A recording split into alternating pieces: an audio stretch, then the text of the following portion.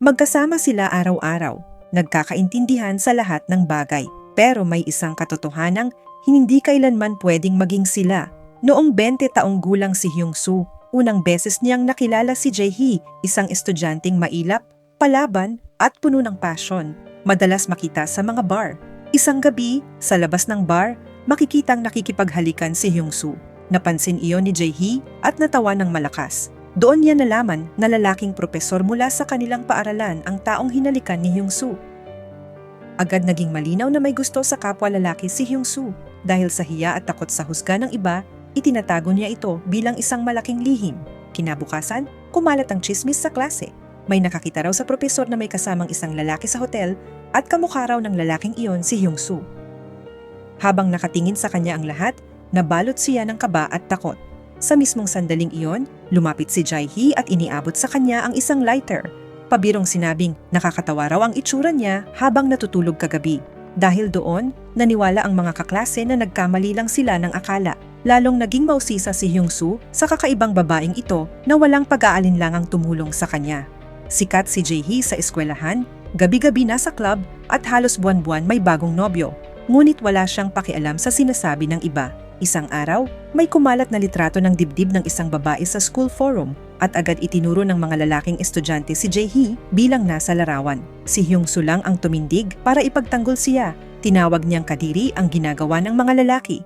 Nagulat ang lahat nang biglang iangat ni Jae-hee ang kanyang damit sa loob ng klase. Ipinakita sa lahat na hindi siya ang nasa litrato. Sa hindi inaasahang paraan, naglapit ang dalawang outsider. Naging matalik silang magkaibigan. Isang gabi, sinabi ni Jae-hee kay Hyung-soo na maging totoo lang siya sa sarili dahil hindi niya kailanman itinuring nakakaiba si Honggu. Ikinuwento ni Jae-hee na nanirahan siya dati sa France at tinanong siya ni Hyung-soo kung mas bukas ba roon ang mga tao pagdating sa homoseksualidad.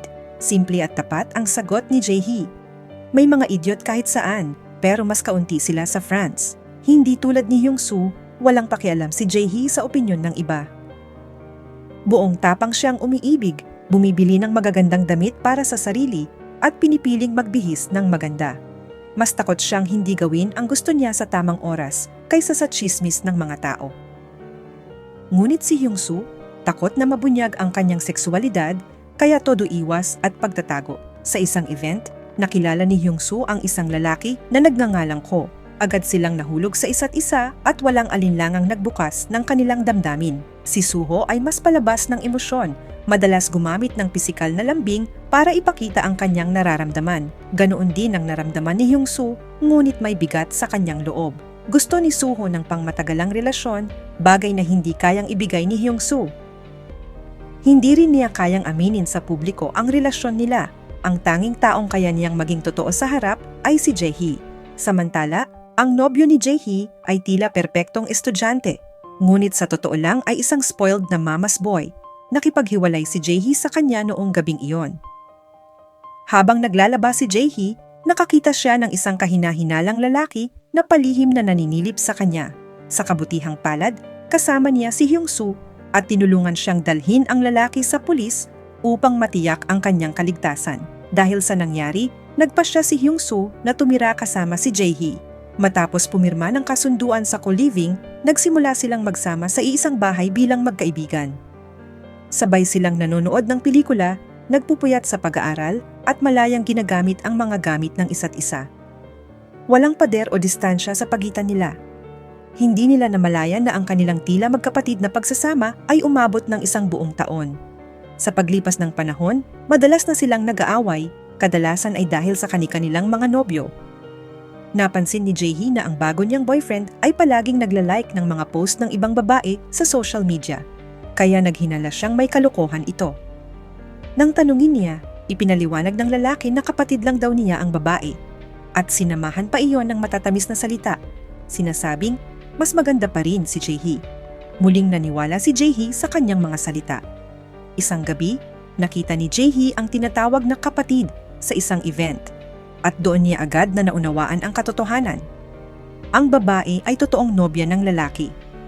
Nang harapin niya ito, ipinagtanggol ng lalaki ang babae at ininsulto si Jae-hee.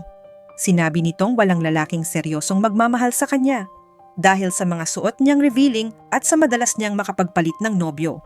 labis na nasaktan si Jae-hee. Tinawagan niya si Hyung-soo at nakiusap na magkita sila sa isang bar para kahit papaano ay gumaan ang kanyang pakiramdam. Ngunit si Hyung-soo ay may sarili ring pinagdadaanan.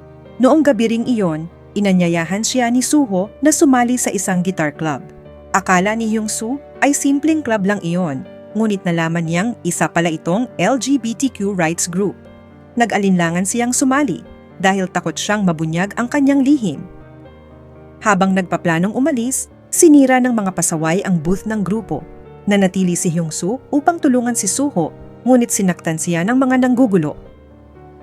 Dahil sa kanyang mga sugat, hindi siya nakarating sa bar.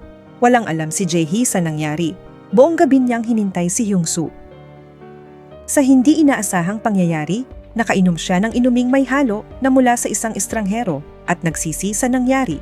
Pagkagising niya, galit siyang umuwi at napansin na nasa pintuan pa rin ang basurang dapat ay itinapon na. Sumabog ang galit niya at pinagalitan si Hyung-soo, sinasabing nilabag nito ang usapan nila tungkol sa pagtatapon ng basura. Ngunit malinaw na ang tunay niyang galit ay dahil sa hindi pagtupad ni Hyung-soo sa pangakong magkikita sila kagabi.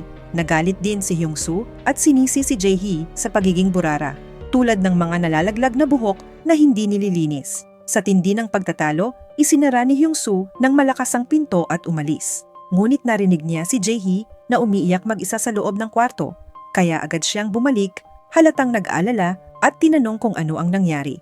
Nang mapansin ni Jae-hee na may mga sugat ang mukha ni Hyung-soo, siya naman ang nabahala. Pagkatapos nito, sabay silang kumain, natapos ang kanilang away, at nagsimula silang magbahagi ng kanilang mga lihim.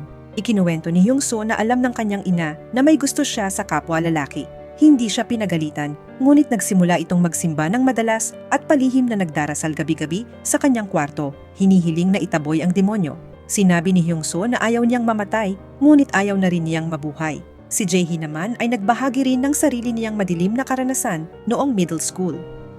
Sa isang art class, pinaguhit sila ng karton ng gatas. Siya lamang ang gumuhit ng lukot at wasak na karton at pinagtawanan siya ng kanyang mga kaklase. Binuli siya hanggang sa tuluyan siyang huminto sa pag-aaral. Alam niyang palaging inaapi ng mga tao ang mga naiiba. Ang pagbabahagi ng mga lihim na ito ay lalo pang naglapit sa kanilang dalawa. Kinabukasan, napansin ni Hyung-soo ang isang tattoo sa kanyang pulso at mayroon din si Jae-hee. Doon nila naalala na lasing sila kagabi at napunta sa isang tattoo shop. Sa bugso ng damdamin at excitement, ipinatattoo nila ang pangalan ng isa't isa at nangakong magiging matalik na magkaibigan magpakailanman. Hindi nagtagal, nalaman ni Jae-hee na siya ay buntis. Sinamahan siya ni Hyung-soo sa ospital, ngunit pinagalitan siya ng doktor, sinasabing ang pagbubuntis niya ay bunga ng kawalan niya ng respeto sa sarili. Tumakbo si Jae-hee palabas, umiiyak sa isang eskinita. Hindi niya maintindihan kung bakit napakadaling manghusga ng mga tao. Tahimik siyang niyakap ni Hyung-soo, walang sinabing kahit ano. Pagkatapos noon, nagbago si Jae-hee. Nilinis niya ang dati niyang magulong mesa, nag-aral ng mabuti at naghanap ng trabaho. Para bang sinisikap niyang maabot ang mga inaasahan ng lahat.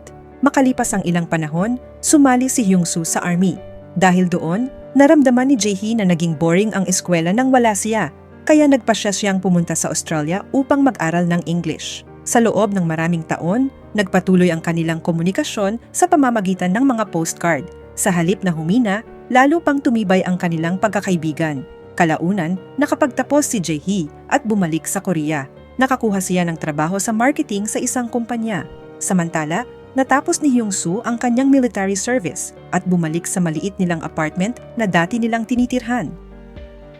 Hindi na si Jae-hee ang malayang babaeng walang iniintinding responsibilidad noon. Abala na siya sa trabaho at sa halip na pag-usapan ang pag-ibig, madalas na niyang ireklamo ang kanyang boss. Si Hyung-soo naman ay nagsimulang mag-aral para sa isang degree habang naghahanap ng trabaho. Sa panahong ito, nakikipag-date si Jae-hee sa isang abogado. Ngunit ang relasyon ni Hyung-soo at Suho ay nanatiling magulo at komplikado. Isang araw, sinabi ni Suho kay Hyung-soo na balak na niyang magladlad ng kanyang pagkatao at sabihin ang totoo sa pamilya at mga kaibigan. Nagalit si Hyung-soo at nakipaghiwalay sa kanya. Sinabing wala siyang pakialam sa kanyang nararamdaman. Sa totoo lang, patuloy na iniiwasan ni Hyung-soo malaman ang kanyang lihim. Unti-unti ring nawawala kay Jae-hee ang dating siya. Kapag namimili siya, Marami siyang nagugustuhang magagandang damit, ngunit hindi niya binibili dahil hindi raw iyon angkop sa trabaho o ayaw ng kanyang boyfriend. Pinayuhan niya si Hyung-soo na huwag magmadali sa paghahanap ng trabaho, ngunit huwag ding isuko ang kanyang mga pangarap. Pangarap ni Hyung-soo na maging manunulat, ngunit isinantabi niya ito dahil sa pera. Sa halip, nag-aral siya ng kursong hindi niya gusto para lamang kumita at nagpadala ng mga resume kung saan-saan. Isang araw habang pauwi sa subway, nakita ni Jae-hee ang isang pagod na babae na suot ang damit na halos kapareho ng sa kanya. Halos nakakatulog na ito, kitang-kita ang pagod sa mukha. Habang nakatingin sa refleksyon niya sa bintana, napagtanto ni Jae-hee na siya rin ay nawalan na ng sigla at passion. Noong gabing iyon, nasira ang heater, kaya napilitan silang magsalo sa iisang kama para magpainit. Kinaumagahan, gaya ng nakasanayan, pabirong umakyat si Jae-hee sa likod ni Hyung-soo. Ngunit biglang pumasok ang boyfriend ni Jae-hee at nakita silang ganoon. Galit na galit ang lalaki at sinuntok si Hyung-soo. Upang ipagtanggol siya, biglang nasabi ni Jae-hee na bakla si Hyung-soo. Tinawag ng lalaki si Hyung-soo na isang freak at inutos kay Jae-hee na paalisin siya. Sa halip mapait na ngumiti si Jae-hee, hinubad ang kanyang engagement ring at tuluyang tinapos ang relasyon nila. Ngunit nagalit si Hyung-soo at nagpa siyang umalis ng bahay. Pakiramdam niya ay ipinagkanulo siya ni Jae-hee dahil isinapubliko nito ang kanyang lihim ng ganoon na lang at hindi nito nauunawaan kung gaano iyon kahirap para sa kanya. Ipinaglaban ni Jae-hee na palagi siyang nagtatago at walang saysay ang ganitong uri ng buhay. Matapos ang matinding pagtatalo, umalis si Hyung-soo dala ang kanyang maleta. Tila tuluyan nang nagwakas ang kanilang pagkakaibigan. Pagkaalis niya, nag-iisang kumain si Jae-hee ng hapunan at nanood ng TV, walang kahit anong ngiti. Si Hyung-soo naman ay madalas nakatitig sa lighter na ibinigay ni Jae-hee. Malalim ang iniisip. Isang gabi, sinabi ni Hyung-soo sa kanyang inang palaging nagdarasal ang isang lihim na alam na pala nito. Kinabukasan ng gabi ring iyon, nakakita siya ng isang movie ticket stub na itinago ng kanyang ina. Iyon ay para sa isang LGBTQ-themed film. Mula noon, unti-unting tinanggap ni Hyung-soo ang kanyang sarili. Bumisita siya sa LGBTQ rights group na dati niyang kinatatakutan at nakita niya roon ang dati niyang nobyo na si Suho. Ngunit may bago na itong boyfriend. Pinilit ni Hyung-soo na pigilan ang kanyang damdamin at iniabot kay Suho ang isang pares ng sapatos, ang parehong sapatos na naglapit sa kanila noon at ngayon ay nagsilbing simbolo ng kanilang huling pamamaalam. Tahimik namang patuloy na sinusuportahan ni Jae-hee ang kanyang matalik na kaibigan. Nang magbitiw ng homophobic na komento ang isang katrabaho, nag-init ang ulo ni Jae-hee at matapang itong sinagot. Isang gabi, natuwa siya nang makitang may ilaw sa bahay. Inakala niyang bumalik na si Hyung-soo, ngunit ang dumating ay ang kanyang ex-boyfriend. Inakusahan siya ng lalaki na may relasyon kay Hyung-soo at sa galit nito, sinuntok at sinipa siya. Nagawang dakmain ni Jae-hee ang kanyang telepono at tumakas palabas. Habang naglalakad sa kalye, tinawagan niya si Hyung-soo. Wala siyang sinabi, ngunit agad na naintindihan ni Hyung-soo ang nangyari. Nakita niya ang mga missed call mula sa ex ni Jae-hee. Sinabihan niya si Jae-hee na maging matatag at dumiretso sa pulis. Walang tigil na tumakbo si Hyung-soo hanggang marating niya ang bar ng lalaki. Sa harap ng mga pulis, malubhang nabugbog ang ex-boyfriend. Sumigaw ang lalaki, hinahamon si Hyung-soo na patunayan na bakla siya.